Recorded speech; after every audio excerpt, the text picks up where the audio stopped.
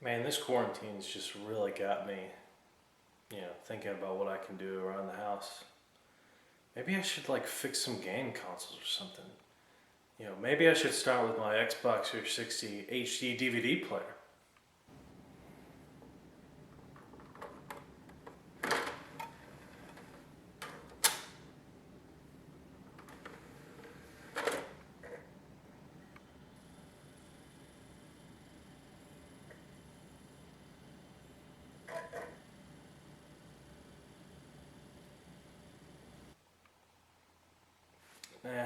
That was too easy. Maybe I should mod my GameCube with an LED and put a Xeno chip in it so it can read different games from different regions.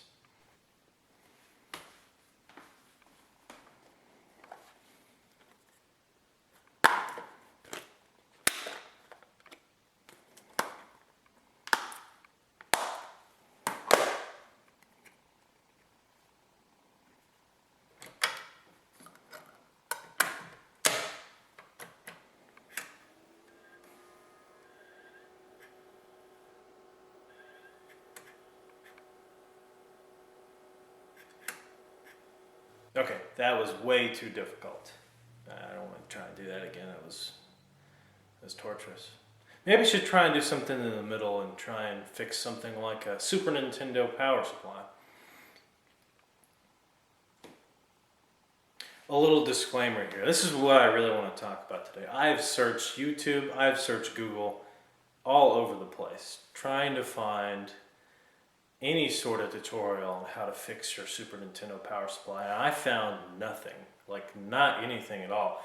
There are a few out there on how to fix your NES Power Supply, but the NES and the SNES here in the United States are slightly different.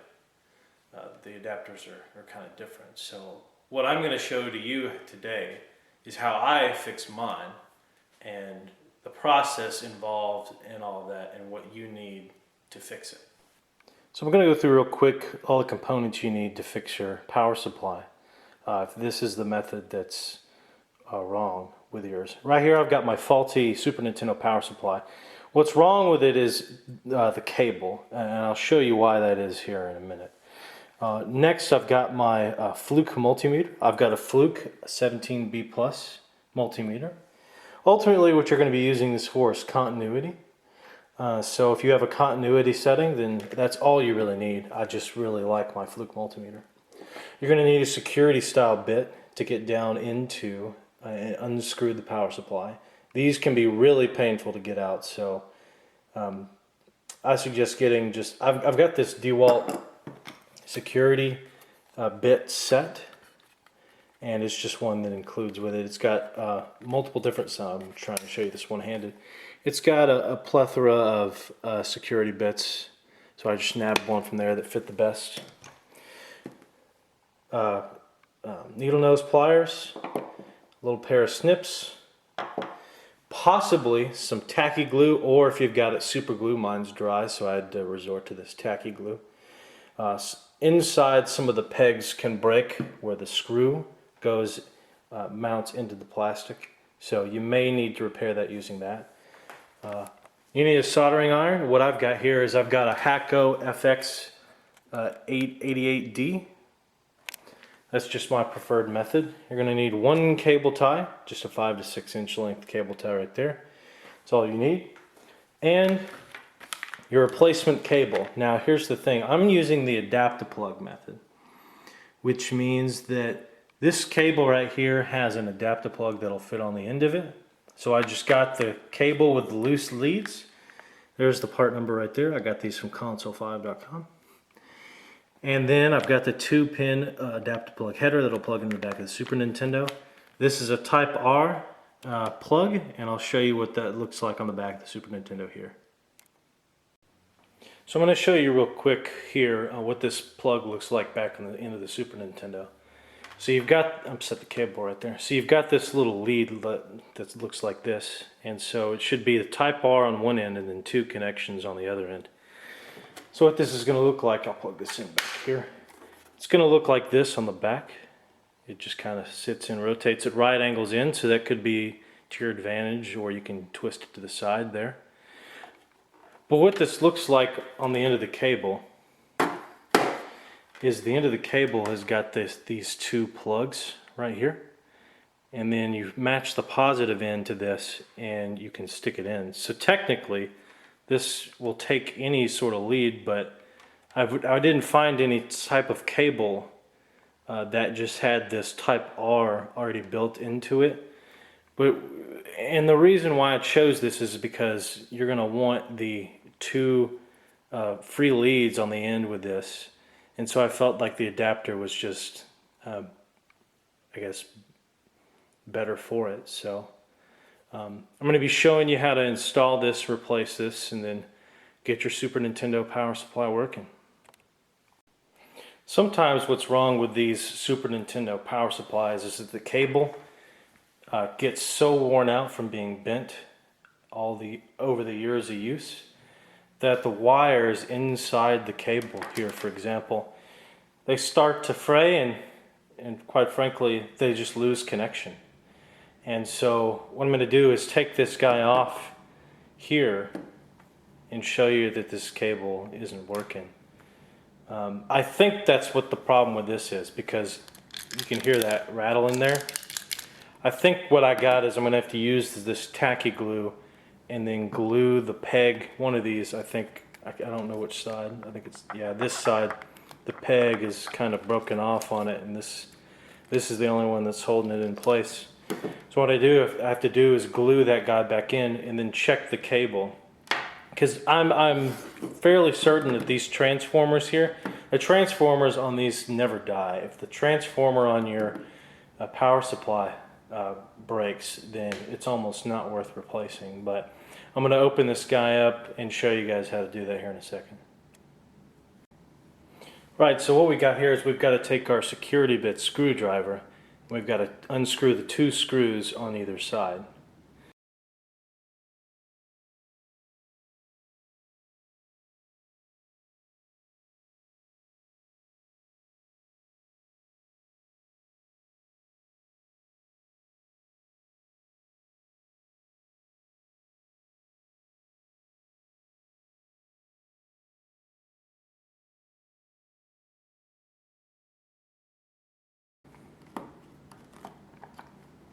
These things are extremely hard to take out. I would be really careful.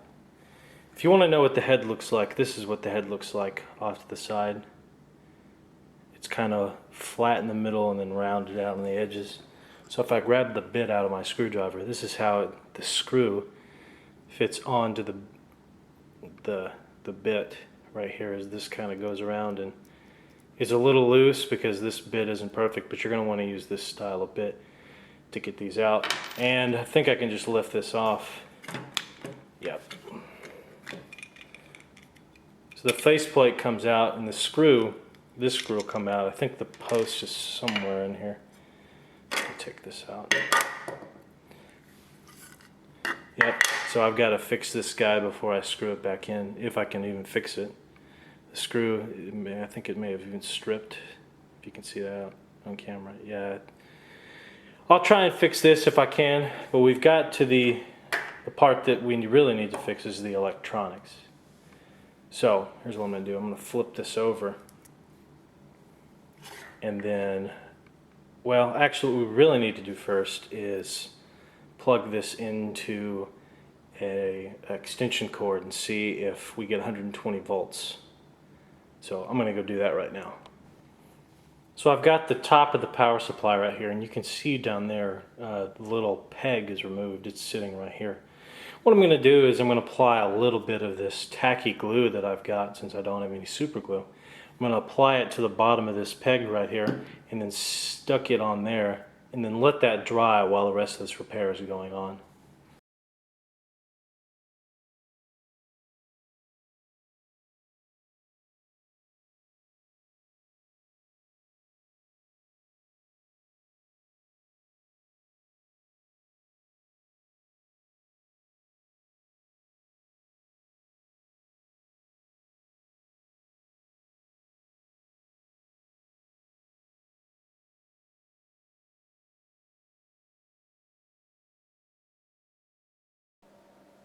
So this is one of the steps you're going to need your multimeter for.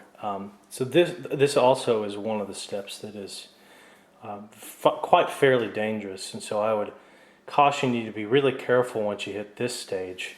What I've done is we're going to test the transformer right here. In order to do that, we need to plug that into the wall in order to get the 120 volt source. So what I've done is I've plugged this into a little extension cord right here, and what we're going to do is test the two outer leads on the bottom of this board to test to see if the transformer works. If this transformer is working, I think this will output around 10 to 15 volts AC, which is just what the DC power supply needs. So what we're going to do here is plug this guy in. Alright, it's plugged in now. Can't overstate this enough right now.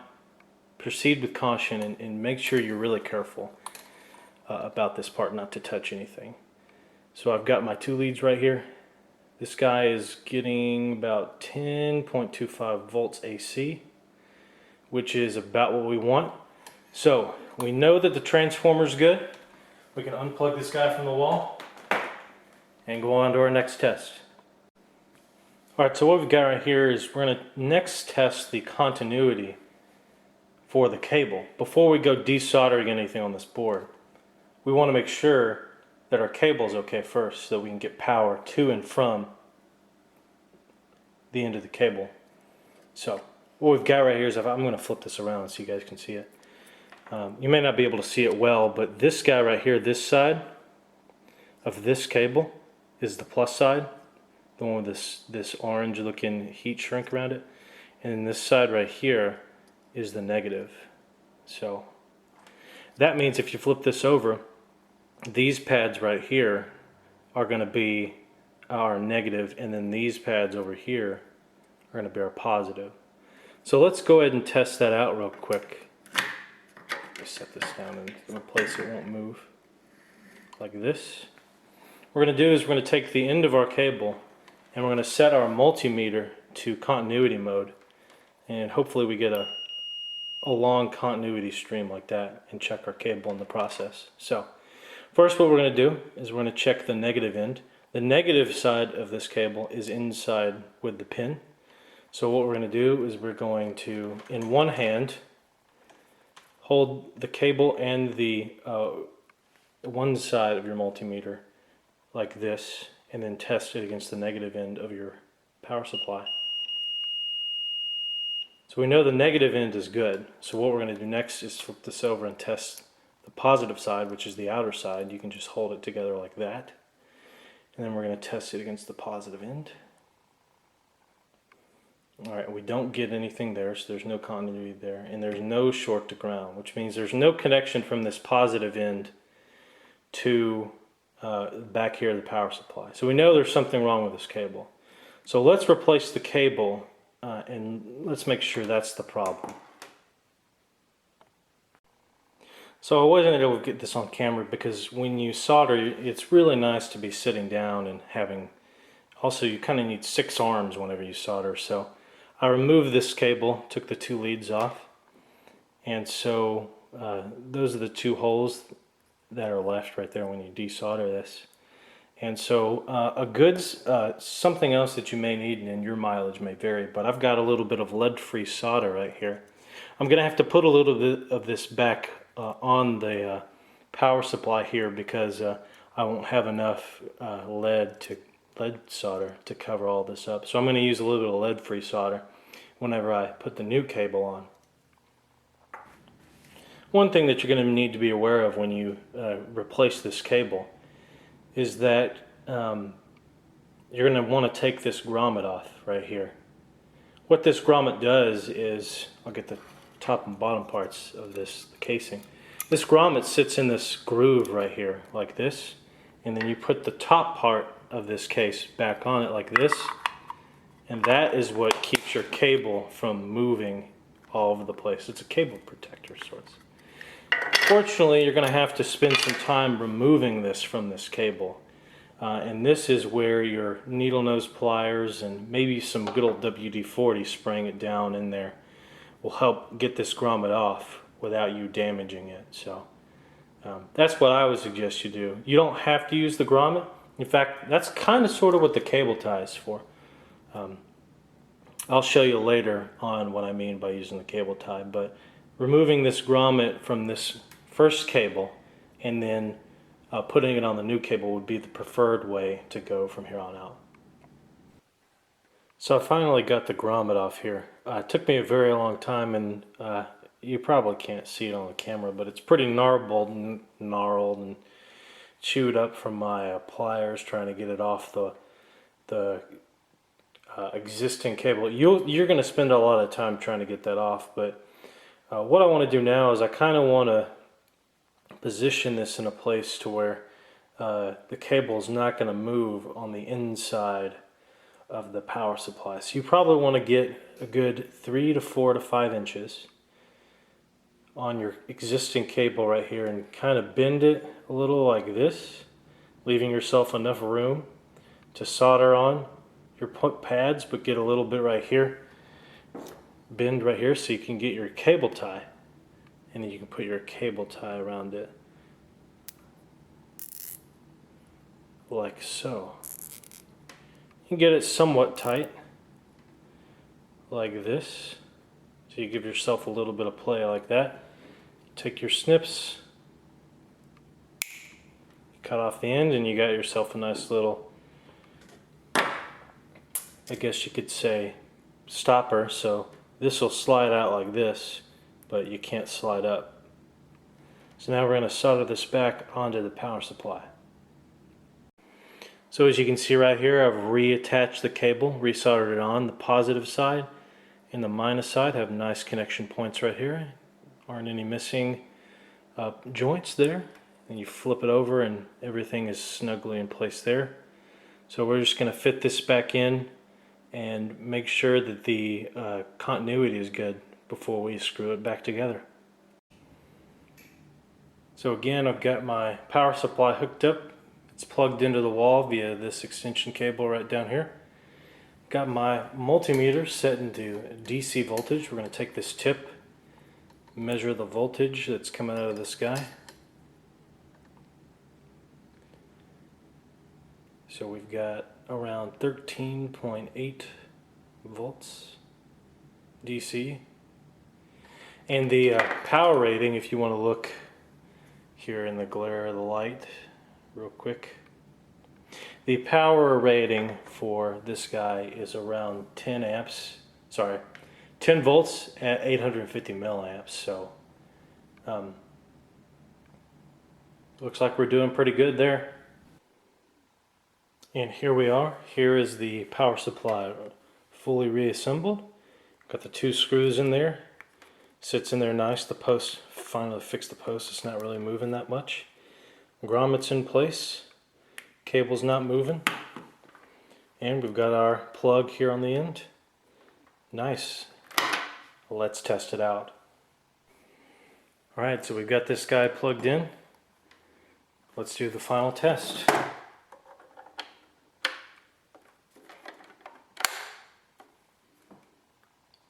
And we're in business. Well, if you made it through, now you've got a working Super Nintendo power supply. You've managed to survive all my terrible video editing skills. And my speech impediments, apparently. But anyways, in all seriousness, guys, I wanted to make a video that I hadn't seen out there on YouTube. Hopefully you guys find this useful. Hopefully somebody finds this useful to fix their Super Nintendo power supply. I'll put part links in the description and other videos that may be helpful to you guys if this doesn't necessarily fix your problem right away. These parts were really cheap. The cable was like $2. The adapter, the R-type adapter, was like $1. So you're only spending $3 in parts to fix it.